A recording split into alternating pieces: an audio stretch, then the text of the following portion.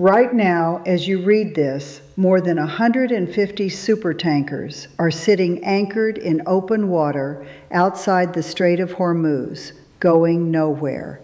Their engines are running, their crews are waiting, their owners are on the phone with insurers who are telling them the same thing. We cannot cover you for this transit. Not today, not this week, possibly not this month. Those ships are carrying a combined cargo worth tens of billions of dollars, and every hour they sit idle, the global economy tightens just a little bit more.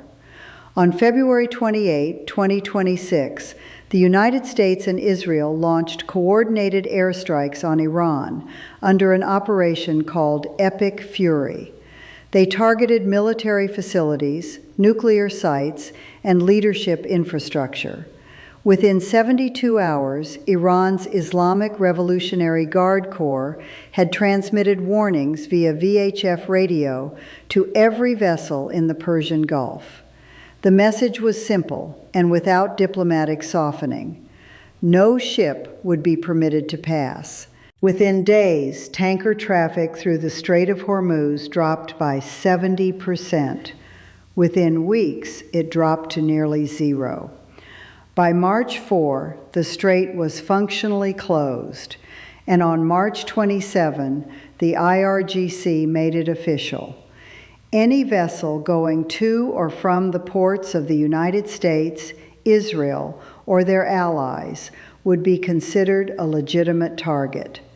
The International Energy Agency called it the greatest global energy security challenge in history. That is not hyperbole. That is the measured institutional language of an organization that does not use superlatives lightly. Because what just happened is not a disruption, it is a severing, and the world is only beginning to understand what that means. By March 8th, Brent crude had surpassed $100 a barrel for the first time in 4 years. It peaked at $126 during the most intense phase of the closure. The Federal Reserve Bank of Dallas ran the models and came back with a projection that a single quarter of Hormuz closure removes close to 20% of global oil supply and knocks 2.9 percentage points off annualized global GDP growth. Analysts at Bloomberg and Goldman Sachs began circulating notes about oil reaching $170 a barrel if the closure extends into the second quarter. Some went further. An IRGC spokesperson, in a statement that has since been clipped and replayed across every major financial news desk in the world, said it plainly: "Expect oil at $200 per barrel." You need to understand what 20% of global oil supply actually means in human terms, because the number is so large it becomes abstract. It means 20 million barrels per day stopped moving. It means Kuwait, Iraq, Saudi Arabia, and the UAE collectively cut production by at least 10 million barrels per day by March 12, simply because there was no place left to store the oil they could no longer ship. It means Qatar, the world's single largest LNG exporter, declared force majeure on all its export contracts because its tankers could not leave the Gulf. It means European gas benchmarks nearly doubled. It means gas at the pump in the United States hit $4 a gallon by March 31st. And it means that at least 5 countries, Sri Lanka, Myanmar, Cambodia, Bangladesh, and Slovenia, began rationing fuel and imposing mandatory purchase limits just to keep their transportation networks moving. This is the world that existed when one 33-kilometer-wide passage decided it was no longer open for business. We know the timeline with precision because the data is public and the sequence is documented. War risk insurance premiums for ships transiting the strait had already started climbing before the first airstrike, rising from 0.125% of vessel value per transit to between 0.2 and 0.4%. For a very large crude carrier, that is $250,000 increase per trip just in insurance. When the strikes hit on February 28th, the IRGC began its warning transmissions within hours. On March 1, the oil tanker Skylight was struck by a projectile north of Kasab, Oman. 2 Indian crew members were killed. 3 were injured. The rest of the 20-person crew evacuated. On March 11, a Thai bulk carrier named Mayuri Nari ran aground on Keshem Island after an attack. On March 31st, a Kuwaiti supertanker called Al Salmi was struck by an Iranian drone while anchored at the port of Dubai, fully loaded, sparking a fire and raising fears of an oil spill that would have been among the largest in history. Here is what that sequence tells you. Iran was not bluffing. The IRGC was not making symbolic gestures. They were executing a calibrated strategy designed to demonstrate that the cost of the Strait's closure would be borne not just by governments and commodities traders, but by individual crews, individual ships, individual cargoes. And that strategy worked. Because by the time the ceasefire was announced on April 8th, traffic through the Strait was still running at a fraction of pre-war levels. The Strait technically reopened, but the shipping industry did not trust it. The risk calculus had changed, and energy markets had already begun looking somewhere else. Picture a room in Seoul, South Korea, in the first week of March 2026. It is a government building, a floor occupied by officials who oversee the country's strategic petroleum reserves and import contracts. South Korea imports roughly 70% of its oil from the Middle East. 70%. And within 72 hours of the Hormuz closure, that 70% had effectively gone dark. The contracts still existed on paper. The oil still existed in the ground. But the ships that were supposed to carry it were either anchored outside the strait or had already turned around. And the insurers who were supposed to back those voyages had pulled out. The officials in that room were not panicking in the cinematic sense. They were doing what governments do in a supply emergency, making calls. They called Houston. Houston said it was managing its own domestic situation. They called Riyadh. Riyadh said it was trying to reroute through the east-west pipeline, but that pipeline's capacity could only handle a fraction of what normally moves through Hormuz. They called Abu Dhabi. Same answer. And then, according to reporting confirmed by oilprice.com, Korean refiners started making phone calls that would have seemed absurd 3 years ago. They called Calgary. Not Houston, not Riyadh, Calgary. A Korean government official overseeing the country's oil imports confirmed the shift without ambiguity. Korean refiners were actively bringing in Canadian crude as an alternative supply because they could no longer secure Middle Eastern barrels. Canadian oil hit the 3 criteria they needed simultaneously. It was priced competitively, it was physically accessible, and it could be delivered without passing through a single contested waterway. That combination, in the middle of a global energy emergency, was worth more than any long-term discount the Middle East had ever offered. Here is the first thing you need to understand about why Canada specifically became the answer in this moment. The Trans Mountain Pipeline expansion became fully operational in May 2024. It took a Canadian government acquisition, 34 billion Canadian dollars, years of legal battles and protests that drew global attention. When it finally opened, critics said it was too expensive, too late, and too small to matter. Its capacity of 890,000 barrels per day would barely register against global flows. As recently as last summer, the system was only 84% full, and Trans Mountain's own internal forecasts said it would not reach capacity until 2027 or 2028. Then, February 28 happened. By March of 2026, Trans Mountain CEO Mark Mackey was standing at the CERAWeek conference in Houston, telling reporters that the pipeline would be running in the high 90s as a percentage of capacity by April. Not 2027, not 2028, April. A milestone that was supposed to take 2 more years had been compressed into 6 weeks by a geopolitical event that nobody in Trans Mountain's planning documents had modeled for. Mackey was direct about the reason. Asian customers, he said, are highly interested in Canadian barrels. Full stop. They like the country. They like the product. And right now, they cannot get what they need from anywhere else. The pipeline moves oil from Edmonton, Alberta, to a marine terminal in Burnaby, British Columbia. From Burnaby, tankers cross the Pacific. There is no Strait of Hormuz on that route. There is no Strait of Malacca at the critical junction. There is no narrow passage controlled by a government that is currently at war with 2 of the most militarily active nations on Earth. There is open ocean, and on the other side of it, the largest concentration of energy demand in human history. Here is the second thing you need to understand, and it is the detail that most mainstream coverage has completely missed.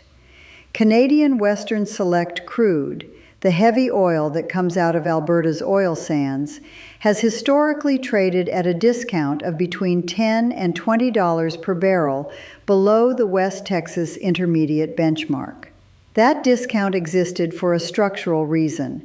Canada had no export leverage. With almost all of its oil flowing into the U.S. pipeline system, Canadian producers were price takers, not price setters. American refiners knew it. They priced accordingly. Canada was a captive supplier. Trans Mountain changed that dynamic structurally. Between June 2024 and November 2025, the narrowing of the price gap between WTI and Canadian Western Select delivered a verified $16.7 billion boost to Canadian oil industry revenues. That number comes directly from the Montreal Economic Institute's analysis of Trans Mountain's first 18 months of operation. The discount that had defined Canadian oil economics for decades shrank by 37.5%. And then came the Hormuz closure, at which point Canadian oil stopped trading at a discount at all. Because when you are one of the only suppliers in the world whose cargo can physically reach Asian refineries without passing through a combat zone, you do not discount your product. You name your price. This is not a theoretical market dynamic. It is documented in real transactions. Korean refiners paid the freight. Chinese state buyers accelerated purchases. Japanese utilities began making inquiries about long-term contracts. The geographic premium that Geopolitics had just created for Canadian oil was not a talking point. It was a line item on invoices being signed in real time. Here is the third receipt, and this one involves a calculation most analysts are still not making publicly. Saudi Arabia and the UAE have pipelines that can bypass the Strait of Hormuz. The Saudi East-West pipeline runs from Abqaiq to Yanbu on the Red Sea coast. The Abu Dhabi crude oil pipeline runs to Fujairah on the Gulf of Oman. These pipelines were designed precisely for a Hormuz disruption scenario. The problem is their combined capacity can only handle roughly 30% of what normally moves through the strait on a daily basis. 30%. That means even if every bypass pipeline in the Middle East runs at absolute maximum capacity, 70% of the normal export volume still has nowhere to go. Iraq has no bypass option at all. Kuwait has no bypass option. Qatar has no bypass option. When the strait closes, those countries do not reroute. They stop. Full stop. This is why production cuts in Iraq and Kuwait were not tactical or strategic. They were forced. Storage filled. Pipelines backed up. Wells had to be shut in because there was literally no place to put the oil. The Federal Reserve Bank of Dallas modeled this and confirmed it. Iraq's export capacity collapses almost immediately without strait access. The bottleneck is not the price of oil. The bottleneck is the physical inability to move it. Canada does not have that problem. There is no equivalent choke point in the North Pacific. There is no IRGC with missile batteries on the shores of British Columbia. The geography is simply different, and in an energy crisis, geography is destiny. Here is what every other outlet is missing about what is actually happening right now. The ceasefire between the U.S. and Iran was announced on April 8th. And the immediate media narrative was that the crisis was winding down. Prices would normalize, ships would return, the strait would reopen, crisis over. That analysis is wrong, and the people who run shipping companies and energy trading desks know it is wrong. Even after the ceasefire, traffic through the Strait of Hormuz remained far below pre-war levels. Because the shipping industry does not make decisions based on ceasefires. It makes decisions based on actuarial risk tables, and those tables have now been permanently updated. Before February 28th, the war risk insurance premium for a Hormuz transit was 0.125% of vessel value. Whatever that number settles at going forward, it will not return to 0.125%. Insurance markets do not forget. They reprice. Let me translate what that means in plain language. Every barrel of oil that moves through the strait from this point forward carries a permanently higher cost of delivery. Not because Iran necessarily closes it again tomorrow, but because the market now knows that Iran can close it, has closed it, and will retain that capability regardless of any diplomatic agreement currently on the table. Ali Akbar Velayati, a senior advisor to Iran's supreme leader, was explicit about this even during the ceasefire negotiations. He said the key to the Strait of Hormuz remains in Iran's hands. That is not a throwaway line. That is a structural fact being communicated to every energy buyer on Earth simultaneously. And energy buyers received that message, because the shift toward Canadian supply that began during the crisis is not reversing now that the crisis is nominally over.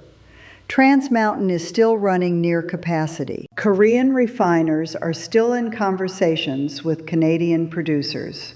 Long-term contract discussions that would have taken years to materialize under normal conditions are being accelerated because the people whose job it is to secure energy supply for entire economies have just experienced something that changed their risk model permanently. Now consider the deeper strategic layer, the part that involves not just energy markets, but the geopolitical competition that defines the next decade. Donald Trump has publicly and repeatedly sought to maintain American control over North American energy flows. The logic was straightforward. Keep Canadian oil tied to the American market. Keep Canada dependent on American pipeline infrastructure and American pricing benchmarks, and the U.S. maintains structural leverage over its neighbor's most valuable export sector. Trump's 10% tariff on Canadian energy imports in early 2025 was a reminder of that leverage. It sent a chill through Alberta's oil patch that translated almost immediately into renewed political will in Ottawa and Edmonton to find alternatives. Trans Mountain was that alternative. And what the Hormuz crisis did was turbocharge the argument for everything that comes next. Prime Minister Mark Carney and Alberta Premier Danielle Smith, two politicians who do not agree on much, are now aligned on a proposal for a new 1 million barrel per day pipeline from Alberta to the northwest British Columbia coast. Alberta has been exploring 5 potential port locations. Prince Rupert is currently the leading candidate. Alberta expects to submit the project to Canada's Federal Major Projects Office by July 2026. The project is designed to be Indigenous co-owned, which addresses one of the key objections that delayed Trans Mountain for years. If that pipeline is built, Canada's Pacific export capacity more than doubles. The math on what that means for global energy markets is not complicated. It means a second major supply artery to Asian markets that bypasses every contested waterway in the world. It means Canadian oil sands production, which already set a record at 5.3 million barrels per day in 2025, can continue growing without hitting the pipeline constraint wall that analysts at ATB Economics project will arrive by 2028 without new infrastructure. And on the LNG side, LNG Canada in Kitimat, British Columbia, shipped its first cargo in mid-2025. By spring 2026, it had dispatched its 50th cargo and was ramping toward Phase 1 capacity of 14 million tons per year.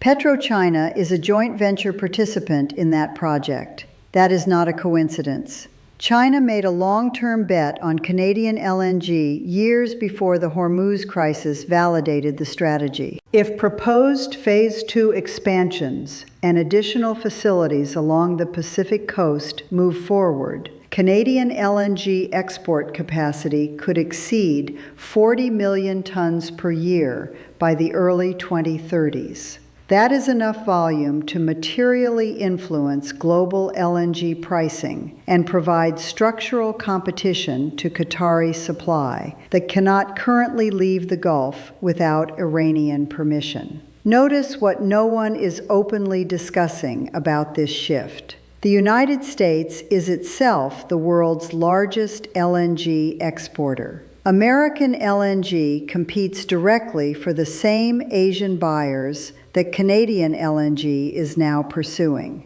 When Canada sells a long-term LNG contract to Japan or South Korea or Taiwan, that is a contract that does not go to an American terminal. The strategic and commercial interests of Washington and Ottawa are not aligned on this point, no matter what the official relationship looks like. And Trump's instinct to keep Canada economically subordinate to the United States makes considerably less sense as Canadian producers demonstrate in real time during a global energy crisis that they have viable alternatives to the American market. That dynamic is reshaping relationships that have been stable for decades, and the reshaping is not temporary. Think about what this means for the 47-year-old shift worker at a refinery in Ulsan, South Korea, whose plant runs on Middle Eastern crude that suddenly cannot be delivered. Think about what it means for her to know that her refinery's management is in negotiations with a Canadian supplier right now. That the oil sands of Alberta might keep her plant running when the Persian Gulf cannot. That geography, not geopolitics, might be what saves her job. Think about what it means for the government of Japan, which holds 250 days of strategic reserves precisely for disruptions like this one. Those reserves provide a buffer. They do not provide a solution.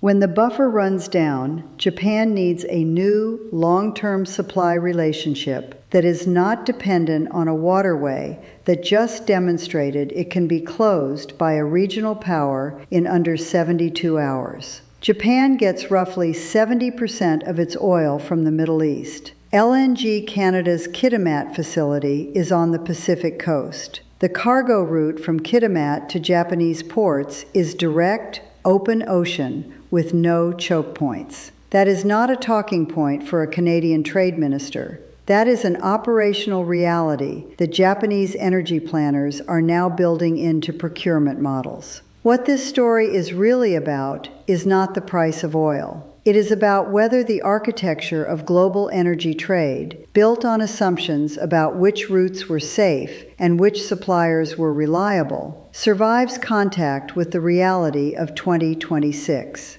And the answer, increasingly, is that it does not unchanged. Every long-term energy contract signed in the next 2 years is being written against a different risk backdrop than the one that existed in January of this year. Every infrastructure investment decision being made in LNG, in pipeline capacity, in port development along the Pacific coast of North America is being made by people who now have empirical data about what happens when the world's most important energy corridor goes dark. Those decisions will compound over years and decades. The contracts signed now will still be in force in 2040. The pipelines approved in 2026 and 2027 will still be moving oil in 2050. The Strait of Hormuz may reopen fully. Prices may come down from their peak. The ceasefire may hold. But the capability that Iran demonstrated on March 4th, 2026, the ability to remove 20% of global oil supply from the market in a matter of days, does not disappear with a ceasefire announcement. It remains. It is embedded in the geography of the Persian Gulf as permanently as the water itself. And every energy buyer on Earth now knows exactly what it costs when that capability is exercised. There are specific dates that will determine how this unfolds. The 2-week ceasefire that began April 8 carries an expiration. If negotiations fail to produce a durable agreement before that window closes, we are likely looking at renewed restrictions and another price spike. The Philippines, which declared a national energy emergency on March 24, has crude reserves that the government said would last until June 30. That date is a hard deadline for a country of 115 million people. Alberta's government expects to submit its new pipeline proposal to federal authorities by July 2026. That submission will trigger a regulatory process that, if expedited, could produce an approval within 18 months. The LNG Canada Phase 2 expansion decision is expected later in 2026 and would add significant capacity to the system if approved. And Trans Mountain's optimization projects, including drag-reducing agents that could increase throughput by 10% at a cost of $9 million, have a construction start date of August 2026 and a completion target of January 2027. Each of these dates is a decision point. Each one moves the needle either toward a more distributed global energy network or back toward the old architecture that the Hormuz crisis just proved is fragile in ways we had underestimated. The next 90 days matter more than the next 90 months of commentary about what should have been done differently, because what gets contracted, approved, and built in this window will still be shaping energy flows when the kids starting school this fall are entering the workforce.